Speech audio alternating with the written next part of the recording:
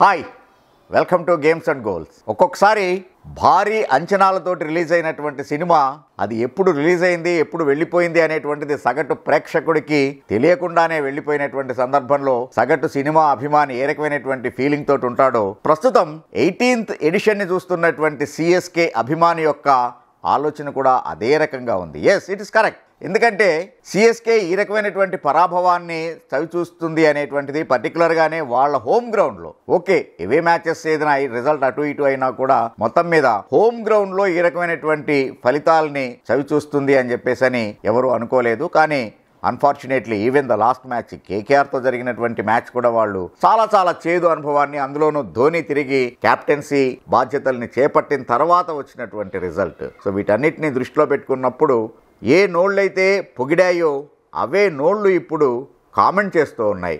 ఇంకా అవసరమా, జట్టుకి భారంగా ఉండాల్సినటువంటి అవసరం ఉందా, ఎందుకు మేనేజ్మెంట్ ధోని మీద ఒక నిర్ణయం తీసుకోవట్లేదు అనేటువంటి విపరీతమైనటువంటి కామెంట్స్ సోషల్ మీడియాలో చక్కర్లు కొడుతూ ఉన్నాయి. స్వయంగా ధోనినే ఒక సందర్భంలో అన్నాడు, ఏ చేతులతోటైతే మా మీద పూలు జల్లుతారో అదే చేతులతోటి మేము ఓడిపోయినటువంటి రోజున మా మీద రాళ్లు విసరటానికి కూడా ఈ అభిమానులు సిద్ధంగా ఉంటారు, అందుకనే మేము ఎప్పుడూ కూడా చాలా జాగ్రత్తగా ఉంటామనే విషయాన్ని ధోని స్వయంగా చెప్పాడు. కాబట్టి అంటే అభిమాని యొక్క రియాక్షన్ ఏ రకంగా ఉంటుంది అనేటువంటిది ద కెప్టెన్ కూల్కి బాగా తెలిసినటువంటి విషయమే. కానీ నిజంగానే ఇప్పుడు ఆలోచించాల్సినటువంటిది ధోని జట్టుకి బలమా బలహీనత? ఒకప్పుడు 5 టైటిల్స్ అందించి పెట్టినటువంటి అదే కెప్టెన్ ఈ రోజున నిజంగానే టీంకి బలహీనమయ్యాడా, అతనే బరువయ్యాడా అనేటువంటి దాన్ని ఆలోచించాల్సినటువంటి అవసరం ఉంది. ఒక రకంగా అసలు ఈసారి చెన్నై మేనేజ్మెంట్ తీసుకున్నటువంటి ఆక్షన్లో వాళ్ళు తీసుకున్నటువంటి నిర్ణయాలే ఆశ్చర్యాన్ని కలిగించాయి. కేవలం ఏదో రచిన్ రవీంద్రన్ నేను నమ్ముకున్నాను, క్యాన్వేన్ నేను నమ్ముకున్నాను అనేటువంటిది కాకుండా లోకల్ ఇది ఇండియన్ టాలెంట్ ఎక్కడుంది, మిడిల్ ఆర్డర్ని స్ట్రెంగ్తెన్ చేయడానికి శివం దూబేని మినహాయిస్తే కనుక ఎవరున్నారు ఇంకా నిజంగా? They depended on Jadeja slow starter. ఈ మధ్య ఇదివరకు డౌన్ ద లైన్ ఒక 4-5 ఇయర్స్ అప్పటి యొక్క దాన్ని ఫామ్లో లేడు అనేటువంటిది అందరికీ తెలిసినటువంటిది. అశ్విన్ నవ్ అండ్ దెన్ మెరిపించగలిగినటువంటి వాడే కానీ రెగ్యులర్గా హిట్టర్ కాదు, even Dhoni for that matter. So అందుకని మిడిల్ ఆర్డర్ని స్ట్రెంగ్తెన్ చేయగలిగినటువంటి బ్యాటింగ్ లైనప్ లేకుండా చూసుకోవడం అనేటువంటిది, ఈవెన్ యాక్చువల్గా వాళ్ళ బౌలింగ్ కూడా అంత మునుపటంత స్ట్రాంగ్గా లేకపోవటం. సో ఓవరాల్గా టీం కాంపోజిషనే దెబ్బతిని ఉన్నటువంటి పరిస్థితుల్లో విజయాలు సాధించాలి అంటే కనుక చాలా కష్టమైనటువంటిది. సాయి సుదర్శన్ లాంటి లోకల్ టాలెంట్ని, లేకపోతే సాయి కిషోర్ లాంటి లోకల్ తమిళనాడు కుర్రాళ్ళని ఎందుకు తీసుకోలేదు వాళ్ళు అనేటువంటిది ఒక ఆశ్చర్యకరమైనటువంటి విషయం. అయితే ఆంధ్ర కుర్రాడు under-19 world cup squad member అయినటువంటి ఈవెన్ వైస్ కెప్టెన్గా చేశాడు. సో అట్లాంటి షేక్ రషీద్ని ఎందుకు అతను 11లో తీసుకోవట్లేదు అనేటువంటిది కొన్ని ఎక్స్పెరిమెంట్స్ చేసేటువంటి పరిస్థితి. ఎట్లాగూ పరాజయాల్లో పరంపర కొనసాగుతున్నటువంటి సమయంలో ఎక్స్పెరిమెంట్స్ చేయడంలో తప్పేమీ లేదు. కానీ దానికి కూడా చెన్నై మేనేజ్మెంట్ ముందుకు రావట్లేదు అంటేనే వాళ్ళ యొక్క పరాజయ పరంపర కొనసాగుతూ ఉంది అనేటువంటిది. సో కాబట్టి ఇట్లాంటి తరుణంలో ఓవరాల్గానే గెలిస్తే ఏ రకంగా అయితే కెప్టెన్ని శభాష్ అంటామో, ఓడిపోతే కూడా కెప్టెన్ బాధ్యత తీసుకోవాల్సినటువంటి అవసరం ఉంటుంది. కాబట్టి ఇప్పుడు ధోని నిజంగానే జట్టుకి అవసరమా, లేకపోతే అతను తప్పుకోవాల్సినటువంటి అవసరం ఉందా అనేటువంటి చర్చ ప్రస్తుతానికి డెఫినెట్గానే పైకి వస్తూ ఉంది, అందరి నోళ్లలోనూ నానుతూ ఉంది. ఒక రకంగా చూస్తే కనుక 43 ఇయర్స్ ఈ ఏజ్లో ఎంత ఆడాలి అనేటువంటి తపన లోపల ఉన్నా కూడా బాడీ సహకరించదు. Definitely you have to go along with your body. మన యొక్క దాన్ని బట్టే ఇప్పుడు నేను ఎట్ ది ఏజ్ ఆఫ్ 60 నేను అదే కుర్రాళ్ళతో పాటు పరిగెడతాను అంటే కనుక సాధ్యమయ్యేటువంటి పరిస్థితి కాదు. సో డెఫినెట్గా I have to understand my own limitations, my body reflections, accordingly I have to behave. So కాబట్టి 43 ఇయర్స్ ఏజ్లో ధోని, అందులోనూ మోకాలకు ఆపరేషన్ అయినటువంటి సమయంలో ఇప్పటికీ no doubt as a wicket keeper he is number 1. The way Suryakumar యాదవ్ని స్టంపింగ్ చేసినటువంటి విధానాన్ని కనుక నూర్ అహ్మద్ బౌలింగ్లో ఇట్స్ రియల్లీ హ్యాట్స్ ఆఫ్. కానీ రన్నింగ్ బిట్వీన్ ది వికెట్స్ ఒక టైంలో కోహ్లీ అండ్ ధోని ఆడుతున్నారు అంటే కనుక ఈవెన్ షార్ట్ మిడాన్కి, లేకపోతే కనుక సిల్లీ పాయింట్కి బాల్ని పుష్ చేసి సింగిల్ తీసినటువంటి సందర్భాలు ఉన్నాయి ఆ జోడీ. సో అలాంటి క్విక్నెస్ ఇప్పుడు ధోని నుంచి మనం ఎక్స్పెక్ట్ చేయలేం. సో కాబట్టి ఓవరాల్గానే రన్స్ చేయలేనటువంటి పరిస్థితి ఉన్నప్పుడు ధోని కొంచెం తప్పుకుంటేనే నయమేమో అనేటువంటి భావన అయితే కలుగుతూ ఉంది. యాజ్ ఏ ప్లేయర్ డెఫినెట్గానే ఒక సీనియర్ ప్లేయర్గా he is the centre attraction, no doubt he is Dhoni is the crowd puller. CSK అభిమానులు ఇప్పటికీ కూడా బాండింగ్ ఉంది అంటే ధోని వల్లనే ఉంటున్నారు. సో కాబట్టి ధోని ఉంటే పబ్లిక్ వస్తారు అనేటువంటి ఇదిలో కనుక ఉండేట్లయితే let him be a mentor. ఇప్పుడు ముంబై ఇండియన్స్కి సచిన్ టెండూల్కర్ ఒక మెంటర్గా ఉన్నాడు. సచిన్ని చూడటానికి ముంబై ఇండియన్స్ ప్రేక్షకులు సగం మంది కనుక ఉండేట్లయితే కేవలం సచిన్ని చూడటానికి మిగిలినటువంటి సగం, if you take a 100 Mumbai Indians ఫ్యాన్స్ని తీసుకుంటే కనుక 50 మంది ముంబై ఇండియన్స్ మ్యాచ్ చూడటానికి వస్తే మిగిలినటువంటి 50 మంది టెండూల్కర్ని చూడటానికి వస్తారు. Same case it applies to Dhoni.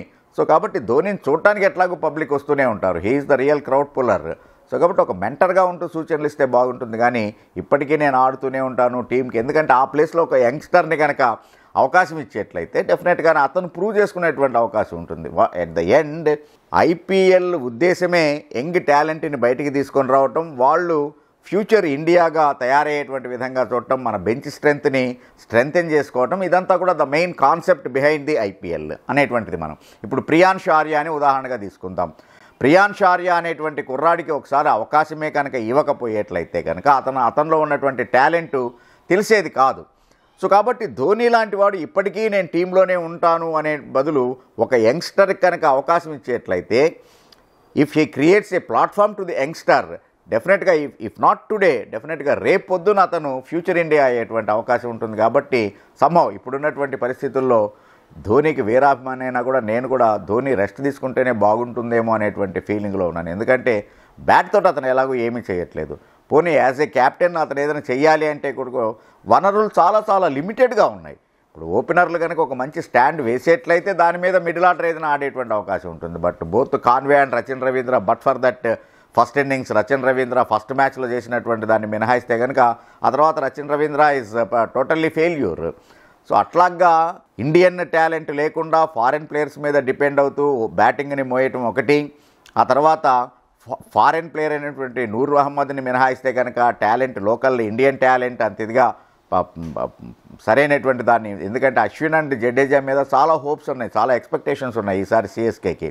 But both of them are really disappointing. So అందుకని సరైనటువంటి టీం కాంబినేషనే కుదురుకున్నటువంటి పరిస్థితుల్లో ధోని ఉండి ఇంకా తనకున్నటువంటి ఒక పేరుని తను క్రియేట్ చేసుకున్నటువంటి ఆ బ్రాండ్ని, ఆ ఇమేజ్ని చెడగొట్టుకునే కన్నా కూడా మంచిగా చాలా సగర్వంగా కనుక తప్పుకునేట్లయితే బాగుంటుందేమో అనేటువంటి భావన అందరికీ కలుగుతుంది. Of course it is known for that. Dhoni అనేటప్పటికే ఇంకా వీడు ఎందుకున్నాడు రా బాబు అనేటువంటి ప్రశ్న వేయించుకునే బదులు అదేంటి ఇంత సడన్గా ధోని ఈ రకమైనటువంటి నిర్ణయం తీసుకున్నాడు అనేటువంటిది అందరినీ కూడా, మీడియాని, అభిమానుల్ని అందరినీ సర్ప్రైజ్కి గురి చేసేటువంటి నేచరే ధోనిది.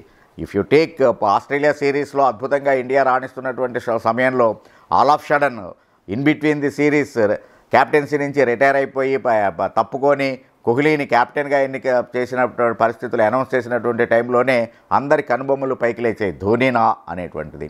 ఈవెన్ ఆ తర్వాత during the IPL time down the line 2 ఎడిషన్స్కి ముందు just before start of the season తను క్యాప్టెన్సీ నుంచి తప్పుకొని జడేజాని ఇచ్చేయటం అనేటువంటిది, అనౌన్స్ చేయటం అనేటువంటిది. సో కాబట్టి ఈ రకంగా ఒక అందరినీ కూడా ఆశ్చర్యానికి గురి చేసేటువంటి నిర్ణయాలు తీసుకోవడంలో ధోని చాలా ముందుంటూ ఉంటాడు. అందుకనే ఇప్పుడు కూడా centre of the attraction, media కూడా ఎదురు చూస్తూ ఉంటుంది ధోని ఏ రకమైనటువంటి నిర్ణయాలు తీసుకుంటాడు అనేటువంటిది. So I think this is the time. అతని మీద మీడియా క్వశ్చన్లు వేసే లోపే ధోని కనుక ఒక నిర్ణయం తీసుకుంటే బాగుంటుందేమో అనేటువంటి పరిస్థితి. ఎందుకంటే ఇప్పటికీ ఆల్మోస్ట్ ఇట్స్ గాన్. వాళ్ళు ప్లే ఆఫ్కి వచ్చేటువంటి అవకాశాలు కూడా చాలా చాలా వీకెండ్ అయిపోయినాయి. Very very blinkering chances for CSK. So it's better Dhoni take a good decision at a right decision at an right time. I think that is Dhoni. Thank you. Thanks for watching Games and Goals.